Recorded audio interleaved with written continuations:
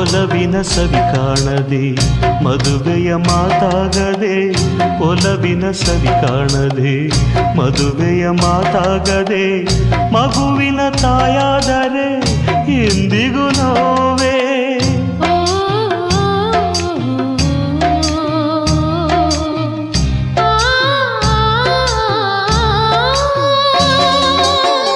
ಕಂದನ ನೀ ಕಾಣದೆ ಮುತ್ತಿನ ದನಿ ಕೇಳದೆ, ಕಂದನ ನೀ ಕಾಣದೆ ಮುತ್ತಿನ ದನಿ ಕೇಳದೆ, ಜೋಗುಳ ನೀ ಹಾಡದೆ ಏತಕ್ಕೆ ಅಳುವೆ, ಬಾಳಿನ ಸಂಗೀತವು ಶ್ರುತಿ ಸೇರದಾಯ್ತು.